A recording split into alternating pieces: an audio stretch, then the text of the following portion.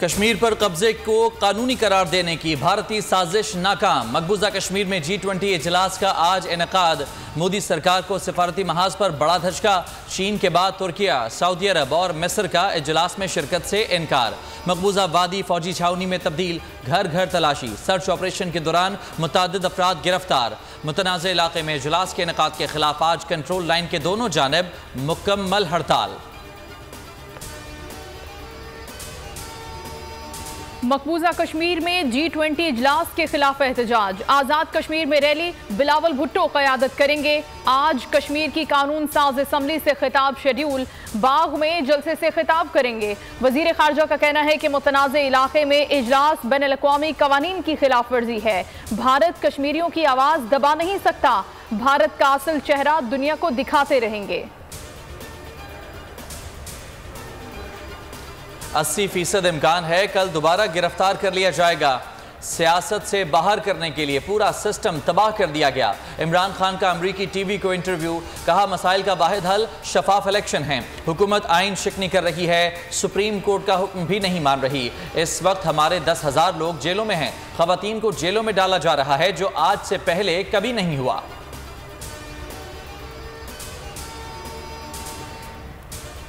शीरी मजारी को गिरफ्तार करने पर तौहीन अदालत। IG इस्लामाबाद तीसरी मरतबा इस्लामाबाद हाई कोर्ट में पेश। जस्टिस मियां गुल हसन औरंगजेब ने रिमार्क्स दिए कि हुकूमत को शक का फायदा देते हुए तहम्मुल का मुजाहिरा किया।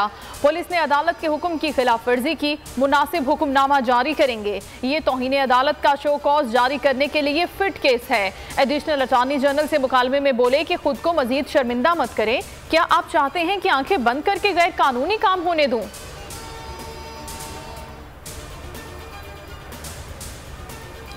मलिका बुखारी और अली मोहम्मद खान की दोबारा गिरफ्तारी के खिलाफ दरखास्त। इस्लामाबाद पुलिस ने दोनों अफराद से मुताल्लिक लाइल्मी का इजहार कर दिया, मौक़िफ़ अपनाया। मालूम नहीं मलिका बुखारी और अली मोहम्मद खान किसकी तहवील में हैं। पुलिस से जवाब तलब।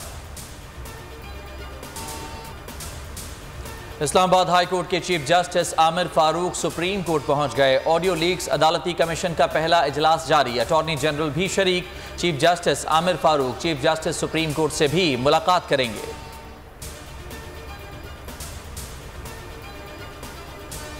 कराची के बल्दियाती इलेक्शन में मुंतखब अरकान आज हल्फ उठाएंगे। ज़राए के मुताबिक PTI के मुतादिद अरकान आज हल्फ नहीं लेंगे। 12 से ज़ायद यूसिस चेयरमैन पार्टी क़यादत से राब्ते में ही नहीं। हल्फ न उठाने वाले अरकान मेयर के इलेक्शन में वोट कास्ट नहीं कर सकेंगे।